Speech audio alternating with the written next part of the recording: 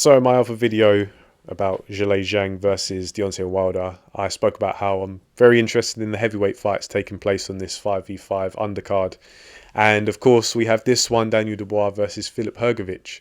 I think this is a really good fight. And as an early impression, I think that this will be more of a back and forth, competitive, engaging fight.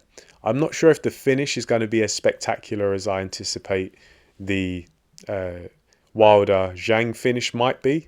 I think this one is probably going to be a longer fight that is a bit more competitive, a bit more back and forth. And I think it's an interesting fight because of the dynamic between these two. Because if we look at Daniel Dubois, he's coming off of a good victory against Jarrell Miller. A lot of people described it as a coming of age victory, and I think that's fair. I think that's accurate because even though Jarrell Miller is nothing special, and he had question marks surrounding him as well because we weren't sure if he was running a cycle of rocket fuel this time round. We didn't know what version of Jarrell Miller we were going to get. But Daniel Dubois overcame the big, brash, loudmouth bully. And that might seem insignificant, but when you factor in Daniel Dubois' personality, he does have this air of childishness about him. And I don't mean that disrespectfully. That just seems to be his mind and his disposition. And someone with that kind of disposition, they might be prone to being ruffled, being upset by someone who acts the way Jarrell Miller acts. However, Dubois didn't succumb to it.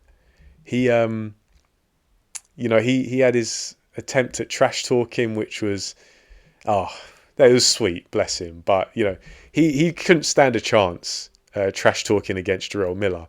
But in the ring where it counted, he stood his ground, he stamped his authority, and he dogged Miller out of there. And I think he showed a good degree of, mixing up his approach to the fight as well. And this fight against Hrgovic is going to be a step up, particularly from a psychological perspective, because we've heard a lot about this sparring session where Filip Hrgovic apparently dealt with Daniel Dubois. So I think this is going to be the next step up. He's in against a guy who's much more capable, much more proven than Jarrell Miller in Filip Hrgovic, but someone who's also potentially got one over him. And he's going to have to really dig deep, I think, to obviously overcome the physical barriers of, the stylistic matchup and the skill set and the ability of Filip Hrgovic, but also convince himself in his mind that he's not going to be defeated before he's even gotten in the ring. And so I'm very interested to see this next step for Daniel Dubois.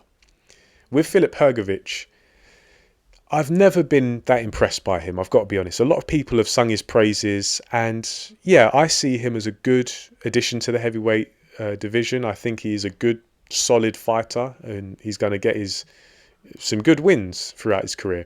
But I've never seen him as the heir apparent to the heavyweight throne. I've never seen much to be excited about with him.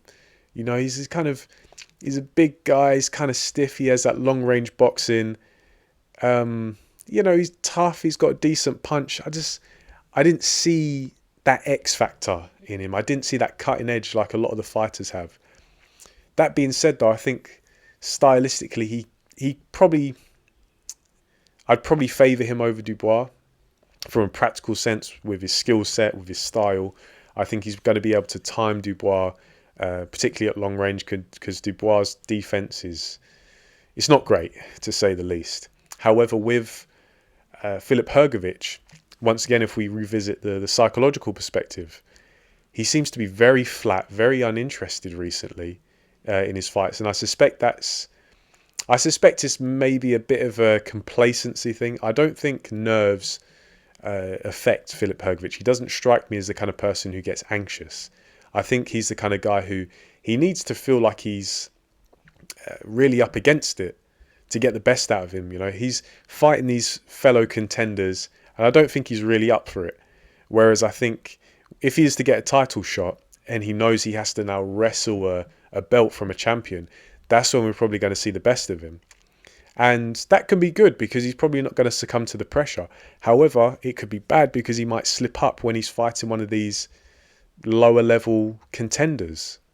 And, you know, against Dempsey McKean, even against Zhilei Zhang, he just looked kind of nonplussed. I think that's the right word. A bit flat, a bit uninterested. He can't afford to go into that this Dubois fight like that, because what happens if he is dealing with some kind of perception of superiority over Dubois because of that prior sparring session? He might see Dubois as easy work. And what happens if he comes in, takes his eye off the ball, and before you know it, he's getting tattooed by Dubois, who, yeah, he's stiff and he's limited, but he can punch and he's got a good work rate. And so I think it's interesting, the psychological dynamic for both guys. Although if we're talking practically and stylistically, I think I do favour Hrgovic. I think he's probably a bit more well-schooled. I think he's physically tougher as well. I think his capacity to withstand damage is probably better than Dubois. And I suspect that he's just going to be able to land on Dubois a bit more often. I know that's like the ultimate cop-out because, oh yeah, generally the guy who's going to land off more often is going to win the fight, I guess you could say. But I think Dubois, I envisage him having success, but I think the defense is just lacking a little bit. And Hrgovic is no defensive wizard himself, but he's very tough and he can get out of the way of punches. Sometimes you will see him hide behind a shoulder and kind of roll off and pivot and that kind of thing. He can use his long arm defense to, you know, just get out of range, just glide out of range a little bit. You know, he's no slickster by any means, but for a target that big, I think he can probably be deceptively difficult to hit because he does command long range quite well. But nevertheless, an interesting fight. I'm looking forward to it. The two heavyweight fights on the bill. Hey man, it's a great card. I didn't want to come across in my last video that I did yesterday as being ungrateful, because this is a fantastic card. I have no doubt I'm paying for this. No reservations at all. Take my money, because this it's good stuff. It's just a shame that they fluffed the announcement with all those leaks in the weeks leading up. But never mind. We got a few weeks left, and yeah, those are my impressions of this fight. Leave your thoughts in the comment section below. What do you think of the points I've made? And yeah, early predictions. Who are you picking?